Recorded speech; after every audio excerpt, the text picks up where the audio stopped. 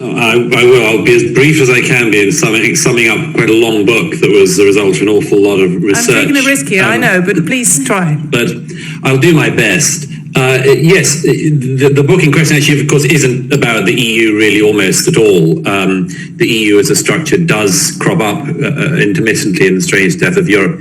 But really it's an analysis of what I see as being a set of fundamental questions which Europeans have dodged answering for some years.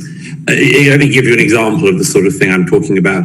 I was in Doha last year speaking at a debate about migration. We were talking about migration across the Middle East, obviously countries taking in people or not taking in people and so on.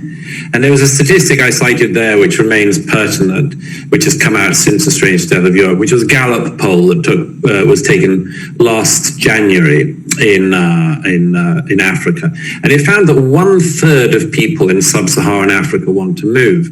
Now, that's a very large number of people. It's a number of people that's going to significantly increase in the years ahead. And of course, people in question don't want to move to the freedom of the Middle East. They don't want to move to the Gulf states. They primarily want to move north to Europe, and I don't blame them. My book, The Strange Death of Europe, among other things, just asks very fundamental questions, which is, could Europe, for instance, take all of these people? And currently our leaders and our intellectuals, our thinkers. And that's the question that needs to be asked, folks, is it possible, that poll that he's talking about, 1/3, I would say it's higher than that. But let's say it's lower. Let's say it's a quarter. Is it possible for Europe, predominantly just the United Kingdom, to take in 25% of the population just from sub-Saharan Africa only? Forget the other countries, forget the other continents. If it's just 25% from Africa only, could any country be able to absorb that many people? I'm just saying, folks. Suppose, for example, somebody said, 25% of the over, nearly 2 billion or 1.5 billion people in China. And you were saying that, 25%. So you're talking what? 500,000? Let's say even, right? 500, is that even possible for a country to absorb that? Could we do that here in the United States of America?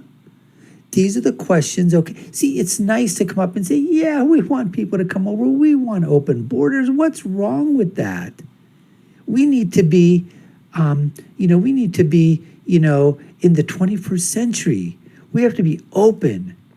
We have to allow for, all ethnicities, all diversities. Everything should just be open and just be a melting pot, and everybody can come over.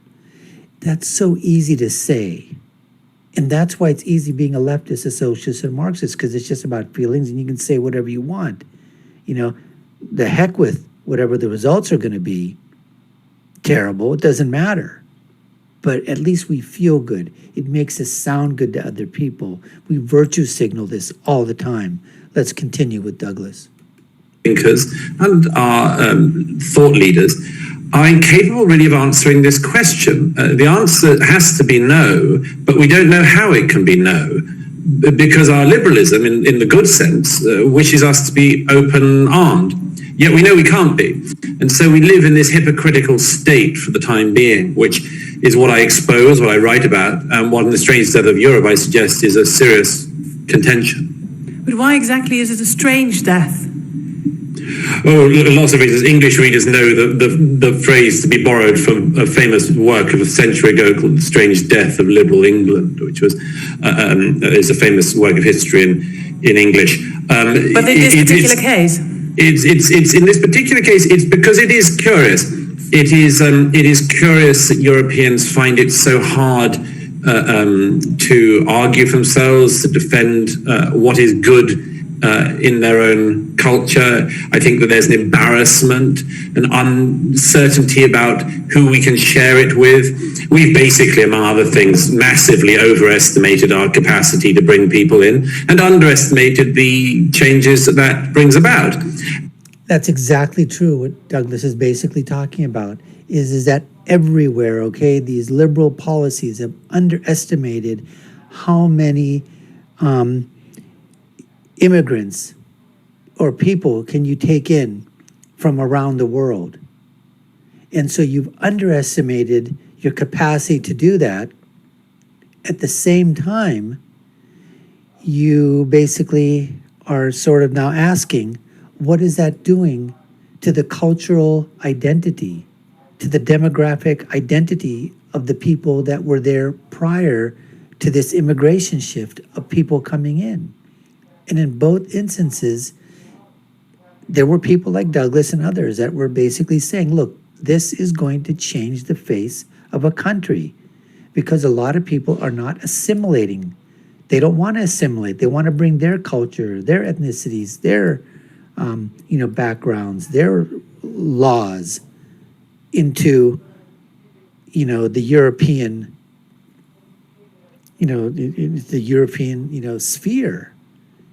And many of those cultures, cultural identities, those cultural aspects, those rules of law, whatever you want to call them, they don't fit well with Western society. They're butting heads against those. And so they're creating problems. And that's exactly what, Douglas is talking about here, that they underestimated the effect that it was going to cause. And I think that was out of sheer stupidity, and thinking that nothing's going to happen. And then basically also overestimated their ability to handle the influx of different, migrating populations coming into Europe. And the same thing is happening here in the United States, folks. And by the way, I don't see this as being a right-wing, left-wing thing. It's not a populist versus other people thing. It's a problem and a question that has to be confronted in Europe, and which I try to open out and explore, which obviously has a huge audience of other people who wish to explore it. But there remains a deep unease at the political level across all countries in our continent about how precisely we can talk about this most difficult of issues. Just to be sure, you mentioned migration as one of the most important threats to Europe, but you also claim in your book that the history of Europe is characterized by immigration and influences from outside. What exactly is the difference then with the immigration today? I'll give you an example. For instance, in Britain, we still talk about the Norman Conquest. It was quite an important story in the history of these islands. And the Norman Conquest, which happened 1,000 years ago, and as I say, which is still news here, as it were, is thought to have churned about 5% of the population in the UK. That is, that this massive effect that we still talk about of Norman entry into the UK, as we now call it, it was around 5% of the population shifted. And when you look at migration post-war in any European country, you're talking about much more significant percentages than that. And so I suggest that in historical terms, what we have been doing in recent decades, not through any particular grand evil plan, but just through incompetence and goodwill and things running away and bureaucracies that don't know how to deal with things and kick cans down the road in order that their successors will deal with difficult questions that they don't wish to deal with themselves. And as a result, all of these things have happened. And on a historical level, they are at a speed and at a rate which is highly uncommon in history. In order to come to an understanding of your idea of Europe as a place, I also quote you, by the end of the lifespans of most people currently alive in Europe, Europe will not be Europe, and the peoples of Europe will have lost, you wrote. They will have lost the only place in the world we had to call home. What does this home where you speak about look like or looked like? And why is it in danger? Exactly, who is the danger? Well, this is a very, very complex matter, as you know, which I write about in considerable length and depth. There's a lot of history to go through, a lot of philosophy to go through, and a lot of recent facts and events.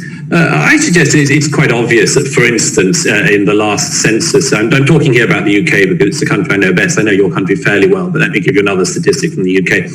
In the UK, in the last census, which the government does every 10 years, it turned out that people who identified as white British, that is, people who we would have described as British a couple of generations ago. And this isn't to say that people can't become British, of course.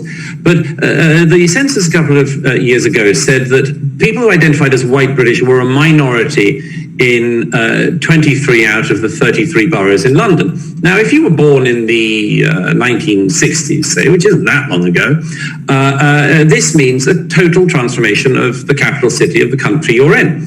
Now, I suggest that some people deprecate that, some people love it, most people have a very mixed view towards it. But to pretend that it isn't a very significant change to occur in a lifetime is nonsensical. And I just add one other thing to that. There has been a presumption in recent years in Europe, if I may say so, it's particularly prominent in your own country, to assume that historically, whenever you shake the great Rubik's Cube of humanity, it always comes out looking something like The Hague.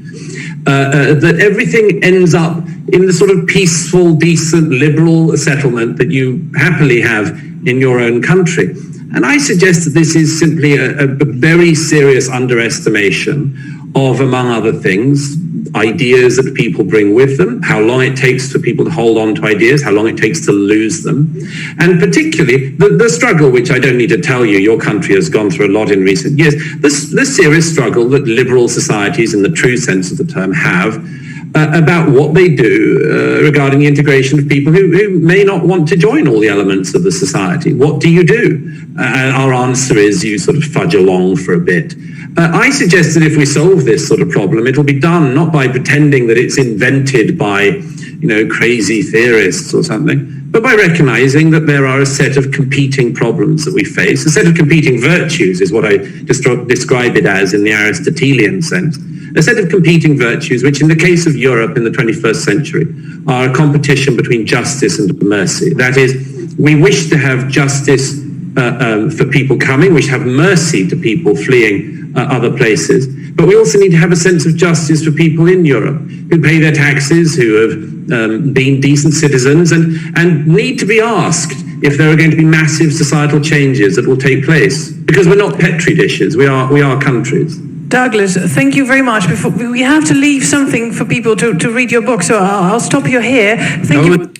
So I'm just going to stop here basically and say that there's a couple of things here that I want to point out and react to. One of the things was he was talking about this assimilation, and I talked about that a little earlier, and the assimilation of different people and different cultures and how long it's going to take them to assimilate. The ideas that they're bringing from the others, how much of those ideas do they want to inculcate in the new country that they're coming into? And then how long would it be how long does it take for some of those ideas to basically, go away? I mean, we're talking, that takes generations, folks. It doesn't happen in just the first generation. And this whole thing between justice and mercy, I thought Douglas put it very, very nicely, saying we're all looking for justice. Everybody's looking for justice for everybody. Everybody wants mercy for everyone. But can you deliver it to the entire world? Who is responsible for that? Each and every country is responsible, but first, mercy and justice for their own citizens and the own people within the confines of their boundaries is what I say. So if you have people that are like, white Europeans, and now you've got other ethnicities, other demographics, other, ethnicities that are there, of course you want mercy and justice for them. But if you don't have mercy and justice and you're not being able to solve the situation and all the problems that are occurring with the people currently in your country, how do you expect to handle the problems of all the new influx of people from different parts of the world coming in with all their problems and all their cultures and all their needs and wants and desires in sort of in the new world, in Europe and in the Americas? Those are really questions that people need to think and people need to ponder. And the left out there basically says it's an open door, kumbaya, come on in. And people on the conservative side are saying, look, we want immigration, but it has to be slow. We just can't welcome the whole world immediately and everybody all at the same time. Look at what's happening right now. Anyways, folks, we appreciate you taking the time to watch. This was part 2 of our debates. Look down below. You'll see the links. Check out our files and videos that we have on YouTube for the other parts to this debate between Douglas Murray and Flavia Kleiner. And you've been watching the Dr. Nasir Shaikh Show. I've been your host. My name is Dr. Nasir. If you haven't done so, subscribe to the channel, hit that notification bell, like, share, and follow us. Let us know what you think in the comments below. And I'll leave you with my final thought, which is, when you're right, and when you're left, you're wrong. We'll see you again next time, folks. Take care and stay safe.